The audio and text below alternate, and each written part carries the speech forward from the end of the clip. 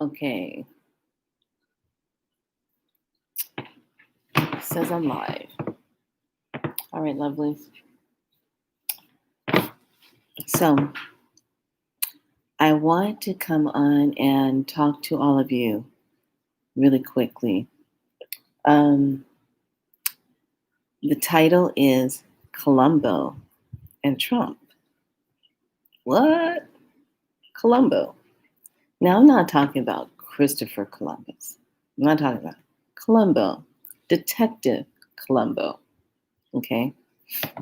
So, hold on one second. I'm going to step away for a second. Hold on.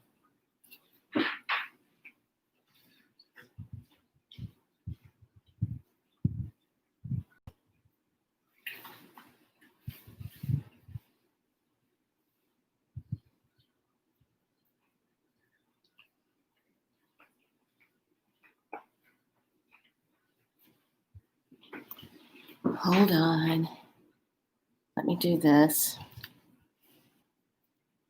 So you kind of.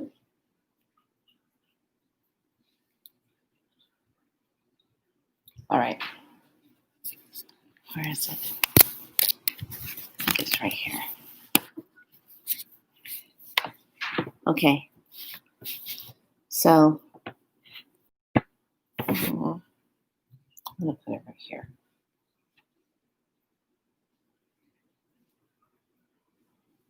All right.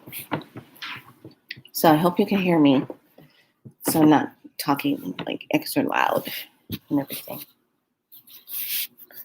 So, okay. So Christopher Columbo, the old detective program that used to come on back in the day, back in this, I want to say the 70s, early 70s, and I think in 60s. But the show was called Detective Columbo. So those of us that are up in our 50s and our 60s and 70s, we know about this show, Columbo. Now I want you to think about this. Columbo, whenever he was going after to kind of figure out who did the murder, who did the crime or whatever, he would just play like he was stupid, like just dumb, like irritating. He was irritating. He was talking. He would do things to trip the person up so that they would let their guard down and he would know how to catch them because he already had it figured out who did the crime, how it was done. But he just plays the game. He's putting the pieces together so that the person can paint the scenario and make it look like they didn't do it. Hi, Lisa. Okay, so this is why I'm titling it. So stay in here because I have good things that we're going to talk about today. So, welcome to Be So Light. So, Columbo would always have the little trench coat on. He have his cigar. He'd walk around. Trust me, I'm getting to a point. There's medicine in this. Walk around with his cigar and he scratch his head and he would say things like, "So, what time did you say you got home when you found the body? When you found the person?" The person would say, "Oh, I came home at such and such a time and I found blah blah blah." And he would be like, "Yeah, that just doesn't okay." So then he would pretend like he doesn't catch on that the person he's talking to is the murderer. He would pretend, okay? And he would just go off and go do whatever. He would show up at their job and do things like, "Oh, well, wait. One more question. I got one more question. You said what? Where were you? Okay, I just want to know. Hey, thank you, UK, thank you. Stay in because I have some good medicine coming up. But I got this little story. Thank you so much, UK. Thank you. Love you guys. So everybody falls for Columbo. Columbo already has it figured out. He's just going to let the person hang themselves by making up all the stories and the scenarios so that they think they're getting off scot-free. The reason why I bring this up is because Trump is like Columbo. He really is. Trump is Columbo. Trump walks around, makes it look like he's crazy, like he doesn't know what he's doing, like he's all over the place. But in the back, he's got a plan. He's executing it. He's going to do what he has to do to protect the people. He's going to clean house, get rid of all the deep state, get rid of all that energy. That's not for the highest good. He's going to do that. But he's going to play Columbo. So if you need to refresh your memory on Columbo, I suggest you look him up on any of the old-time TV shows on YouTube or TV Land and watch an episode of Columbo and watch how he talks. Watch how he does these weird things where he spins the web to make it look like he's not onto them. He's a great illusionist. Like, I don't think you're the murderer at all. I don't think you would be capable of doing that. Or are you? And then when it gets to the very end, Columbo always does the famous put it all together, proves his point, and then he says, and that's how I figured out you're the one that did it because you're the one that only knew this, and you're the one that da-da-da-da-da. And then the person's left sitting there saying, how did he put it all together? I thought I had everything covered. So Trump and Detective Columbo are the same. So if you're trying to figure out why Trump does what he does and how he does what he does, then you have to make sure that you understand how Columbo works, how he does things. So I thought it was a really neat analogy how my divine team was making me laugh about Trump and how he's doing things that's really upsetting a lot of people. But there's a greater cause if people would just decode what he's doing. So he's Columbo. Straight up. No doubt about it. He's Columbo. He just scratches his head and make it look like he's not doing like he's dumb and he's just going along with the program, but he's not. He's a mastermind. And he knows how to play a mean game of chess. And he's good at it. So I had to bring that up. Okay. My next thing I wanted to bring up is cherry juice. If you all of a sudden, drinking some right now, start craving cherry juice, there's two reasons why you're going to be encouraged to drink cherry juice.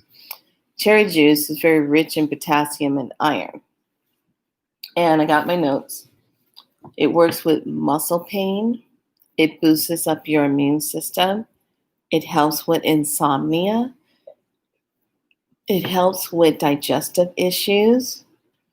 It's a great juice to take when it's post-workout because it's super all the way across as an anti-inflammatory. Hence the word anti-inflammatory. And it's also a great fruit to take in when it comes to blocking cancer cells. It's high in antioxidants.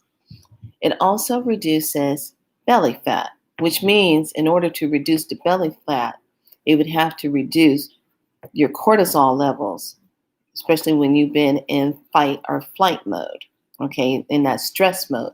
So it would have to change your cortisol levels in order for you to start reducing the belly fat. Okay. Also, it's very good in hydration, helps to hydrate very well. And the spiritual aspects of it, it helps you to embrace the sweetness of life and helps you to anchor into the wisdom of self. That's what cherry does. So if all of a sudden you start feeling like you need cherry juice or you start to drink cherry juice, because it's so good as an anti-inflammatory, it helps reduce the swelling. It helps to bring in sleep. And it also, especially for me, it helps with breathing because it helps to alleviate that. As you can see, very alkaline diet, fruits and vegetables. Yes. And type 2 fitness, no more. Yes, yes, Lisa, absolutely. So the cherry juice is a really good one right now. So if you're starting to feel called to that, that is something Spirit was having me come on and talk about. And I said, that's a good idea. I always talk about the mango and all that good stuff, but the cherry juice is really good for that. So today, when I went out, I went to go to the grocery store, Trader Joe's, to go pick up some cabbage. I needed some limes and some lemons and cherry juice. And because of where I am in California, I'm literally sitting right in the middle where all the fires are burning around in different counties around the area where I am. And all there is outside, it looks like a foggy, hazy day, but the smoke is so heavy, there's nothing but ashes on the car. So what's happening right now, because California keeps going through the burning all the time, and on top of that, we have the energy of the pandemic still going on, and companies are being suppressed. They can't run their businesses. Those that were running their businesses outside put two and two together. How are they going to run their business now, restaurants and stuff outside, and we got smoke and heat and stuff on top of that? Yes, it is. And it's good for your blood sugar too, the lemon. My relative controlled his blood sugars with 5 lemons first thing in the morning and cured his diabetes just by doing lemons. So the sad part when I went out was I could feel everybody's their concerns, their anxieties. And one of the things I noticed, it was kind of interesting. Spirit told me to wet my bandana when I go out. And I said, wet it? He goes, yeah, because as long as this is dry and you're wearing your mask, the particles are coming in. You're still going to get these fine particles in your sinus, in your throat, down in the bronchioles. So if you wet your bandana and wrap it, the wetness is going to catch the particles on the outside and it'll get caught before it goes into the sinus cavity and the throat and the bronchioles. And I said, oh my gosh, that's a good idea. And it was kind of funny because Spirit was showing me, it says, well, that's what they used to do back in the day, back in the cowboy days when they had fires and stuff. They would wet their bandanas and put it on and they would fight the fires and it stayed wet. And I said, that's right. I forgot about that a long time ago because they didn't have breathing apparatuses, things to put on to do that. So the one thing that's just coming up really loud and clear right now for everyone that is dealing with the energy of what's happening, California, I believe Arizona is on the list. Also, they have things going on. It's just causing a lot of post-traumatic stress syndrome. And you can feel it. You can see it. You can feel the fear in people. I've never seen it so intense. I think it would be better if we just went through an earthquake, because at least you've gone through the earthquake. Boom, it's over. It's done. You're dealing with it. It's finished.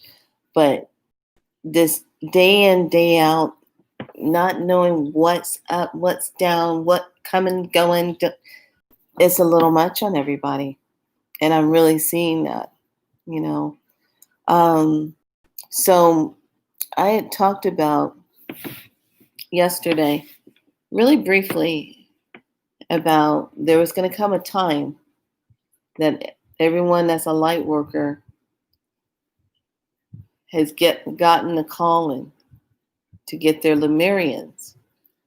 And when the time is beckoned, everyone's going to know when to grab it, because the Lemurians seeded crystals are the light grid activators on this planet. And when someone of a star seed or a light worker holds the Lemurian, it's the activation to it. So whether it's here in California, United States, South America, UK, wherever that may be, I'm a Palladian light worker, but I can't handle being around anyone wearing masks, so I don't leave my house right now. Honey, I know, but you know what? It's hard for me too, because I know what the game is. I know what the deal is. But at the same time, we, the light workers, remember, I always keep talking about this. We have to keep our light on. We have to, because the game plan is to suppress, to make you feel depowered, and you can't feel depowered. Okay, there's no feeling depowered. So I just wanted to really bring that up to everyone and let you know that you have to just keep your light strong and keep it where it stays strong and where you stay in that space. So I'm going to bring in information a little later, and I'll talk there.